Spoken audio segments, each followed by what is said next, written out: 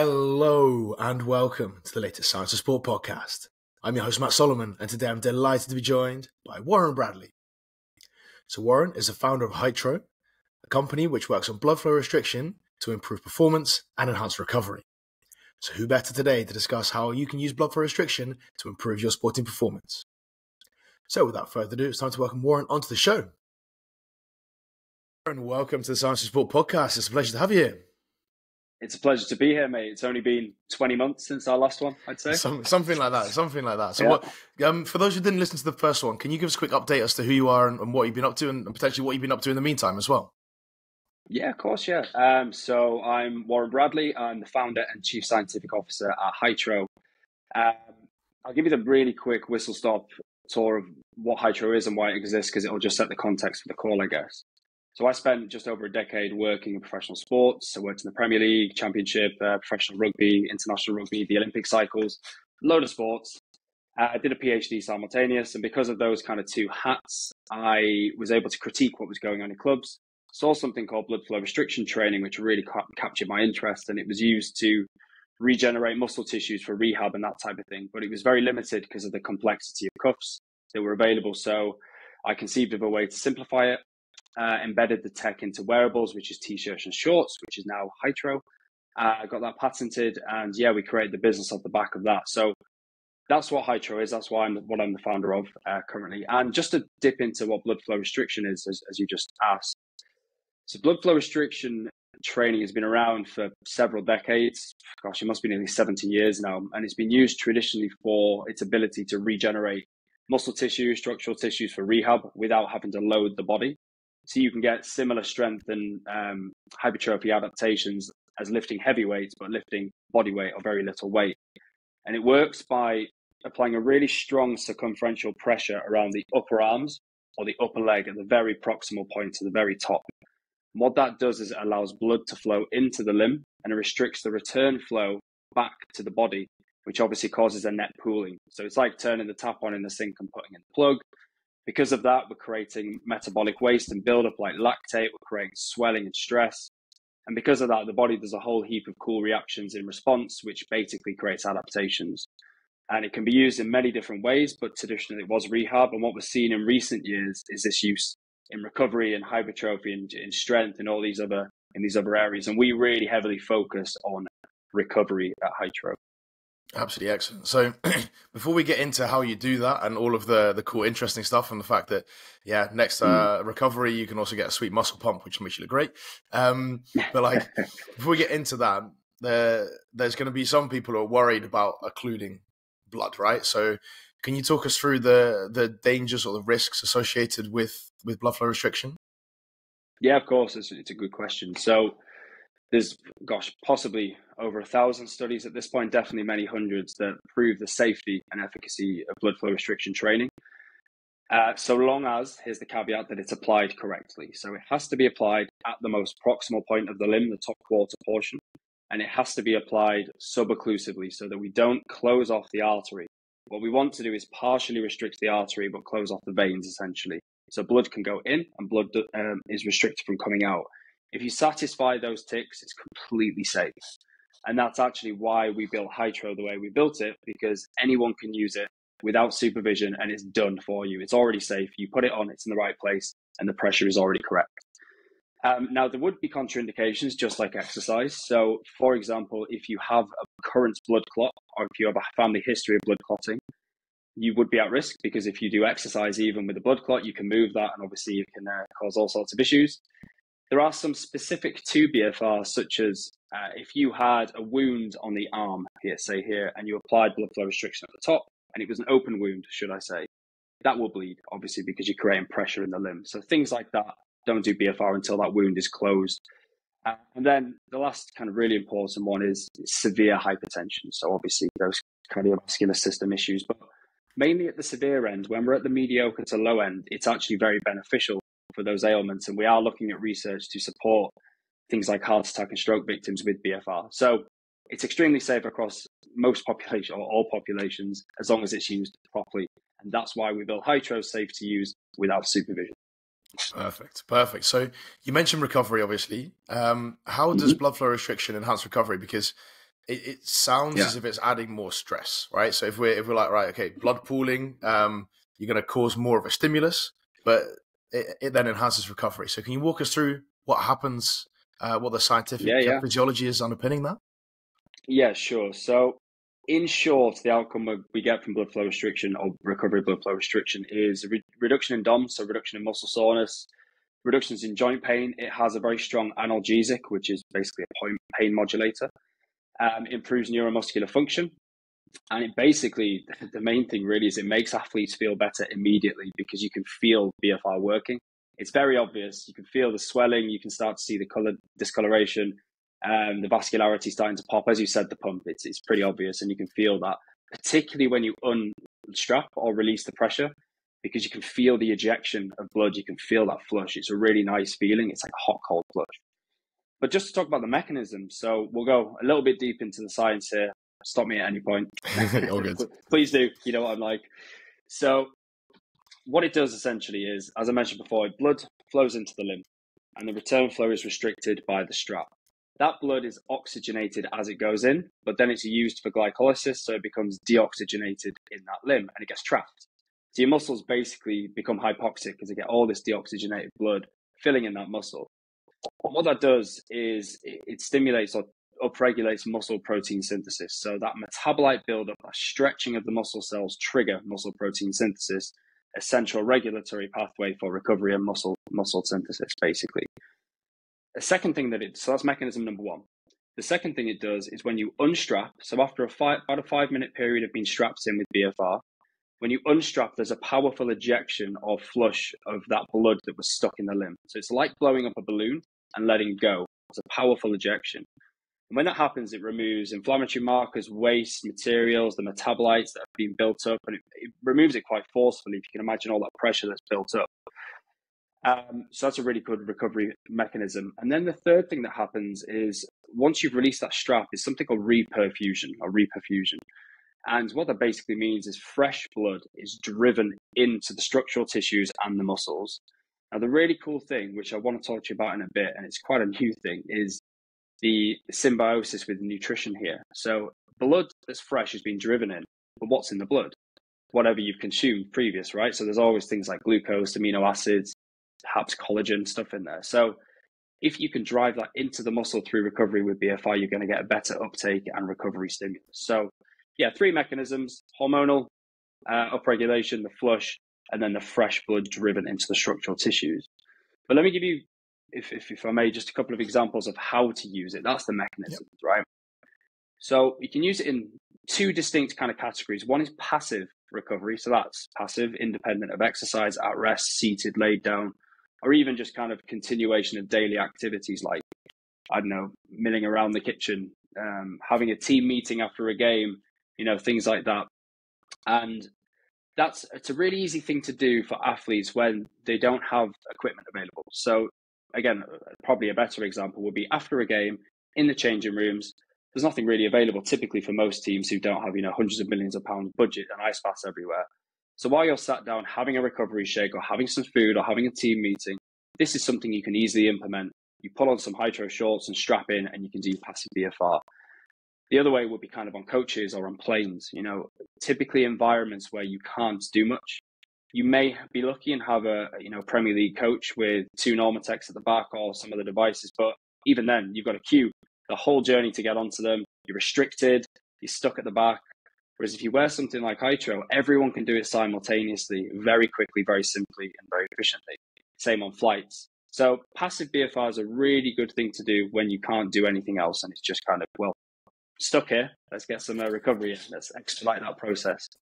The second way is active recovery BFR. This is typically done on a game day plus 1 or 2.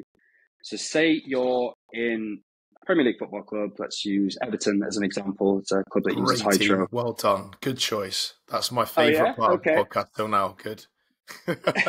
My sins in a former life, I've got to watch through that every weekend. Sorry, continue. Mate, no. I mean, fantastic guys as well. We've worked with Everton for 3 years now. They use Hytro extremely well, and they've been really innovative. So some of the ways we now promote its use have been actually created by them. So for example, they come in and they do a walk around the pitch, like a team walk. And that's obviously great, like psychological team building, like get a bit of a recovery stim in, but it's not that significant. You add the shorts on top and go for a walk and strap in, you're actually getting a really significant recovery stim. You're getting all that good stuff I talked about before, but with the additional locomotion, you're getting acceleration. So you're getting more swelling, more flushing, more reperfusion. So just by walking while strapped in, you get an incredible recovery stim. Other ways you could use it. So like Newcastle United, would you like Newcastle United too? No, mate. No.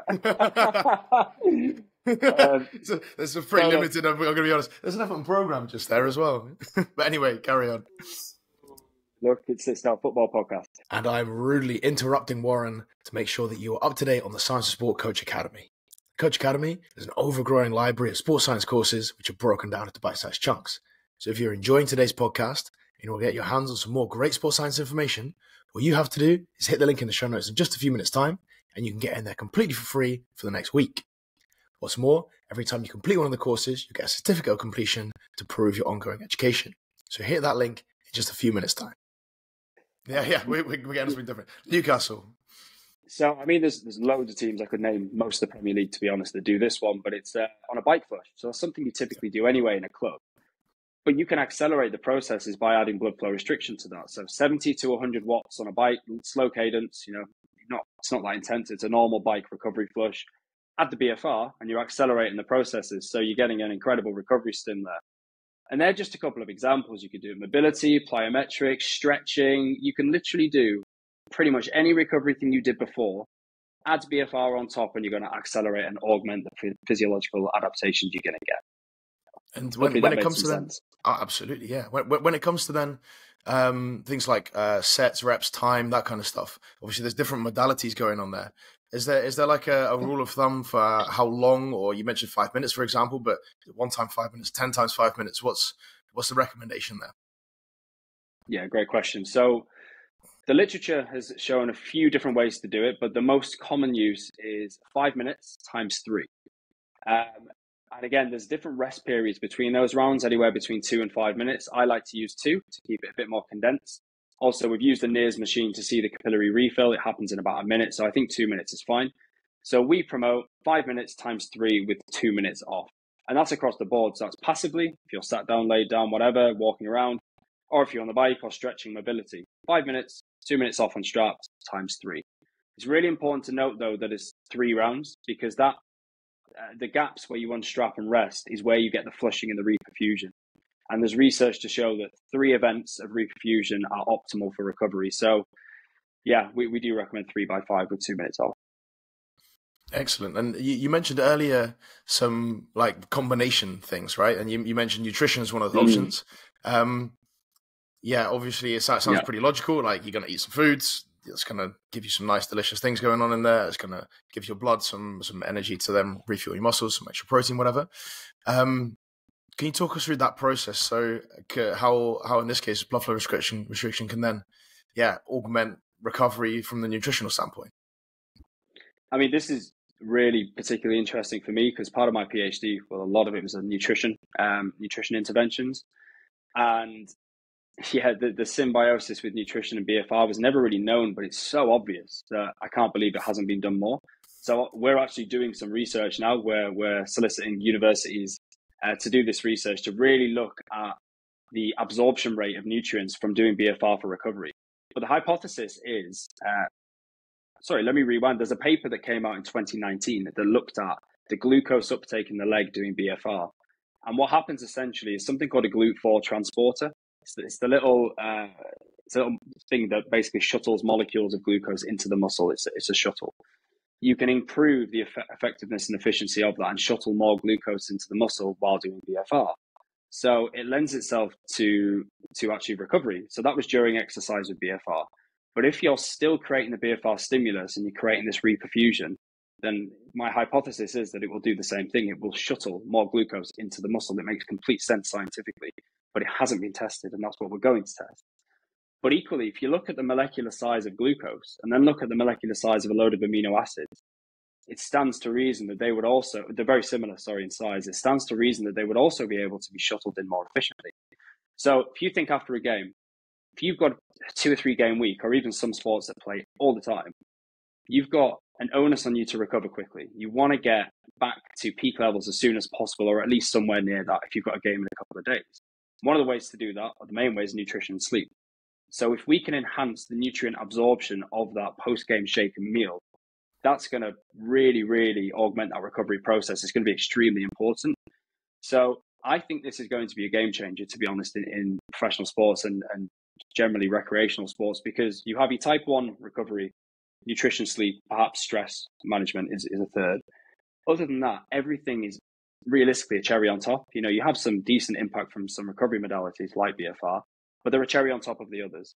If we can enhance those type 1s with BFR, it becomes a different ballgame. It becomes something within that category. It becomes a non-negotiable for me. So I'm really excited to get that study done. We're planning it at the moment, and yeah, we've got a lot of interest. There's a lot of universities that are biting our hands off to do this research too. So I think we're on to something. Absolutely excellent. I think that's a really, really interesting one for the future. And obviously, with the future in mind, yeah, what is the future of blood flow restriction as a modality to either increase performance or improve recovery? How do you see that moving in the next maybe 10, 20, 30, 40 years? Yeah, it's a really good question. We've seen a lot of movement in the past 10 years for sure. So it's been around for a long time, as I said, but typically rehab. But with the advancements in tech and just more innovation, people are starting to use it in different ways, like recovery. Like the impact it's having in recovery is phenomenal. And that wasn't really done 20 years ago, right? And I think it's things that we're doing at Hytro really as well that are pioneering this space. So we're doing a lot of research. We've got 2 publications, 4 lab studies, and then the 15 applied studies either finished or ongoing. So there's a lot of research happening with pro clubs and whatnot. And we're looking at some pretty cool stuff. So I'll just give you one example. With Oxford United, we did an ice bath plus BFR study to see, can that stacked modality enhance recovery? And lo and behold, it does. And what we found is, so the protocol was 5 minutes in a 7-degree ice bath on its own, the 3 by 5 minutes of BFR on its own, or 5 minutes in the ice bath at 7 degrees with the BFR applied. And what we found was the combination was almost double as effective as the other two in terms of muscle soreness, joint pain, fatigue, and energy, followed by BFR, followed by ice. Now, they were very similar, but the two combined were compounded one another, which is really interesting. We've done the same with Gloucester Rugby and saunas. We're looking at recovery and preparation, combining BFR in a sauna. Now, none of this could be done before with previous devices because they were electric, wired, app-based devices, uncomfortable, cumbersome. But with shorts that you just strap in and go sit down and walk around, like it's extremely easy. So we've actually unlocked the ability to do all this new research. But aside from the kind of stacked modalities, there's one thing I want to drop on this pod, which is really, really exciting. And I've got to be careful because we are under NDA on this. So Hytro may or may not be going to space next month, which has blown my mind, essentially. And one thing I can say on that is we've been invited to NASA, to the Houston Space Station, and we're going next week, 16th? Yeah, 16th of this month. And that's to do a technical interchange meeting. So we're going to meet some astronauts, some engineers, different kind of personnel, and other companies that are working with NASA. And it's just showing us this whole other world of opportunities for BFR. Like I never expected to be, sending a product up to space. Maybe sending a product up to space. Sorry, I do need to be very careful.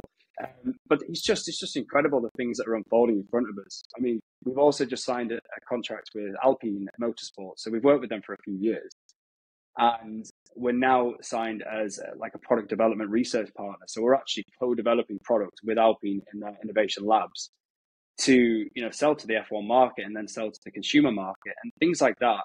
They don't just come around easily. It takes years in the market and years of kind of growing that awareness. And now finally, we're starting to see these opportunities open. So the future of BFR is kind of unknown. There's so many things and so many opportunities that BFR itself unlocks, but specifically Hytro, because of its versatility, ease of use, and safe to use without, supervision. There's so much stuff we can do. And every week we're finding a club come to us and say, oh, we've used it here. What do you think about this?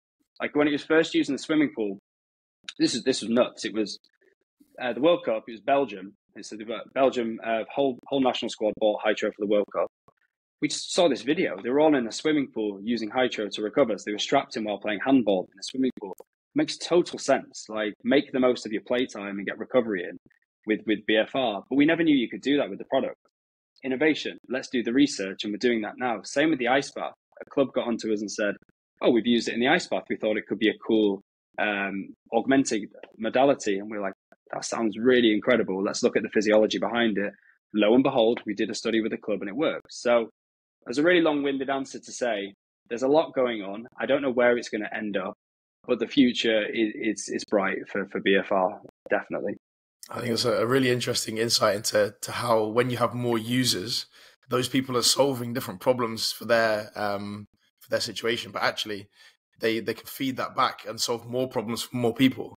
It doesn't need to be the company in this case tells everyone how to use it all the time.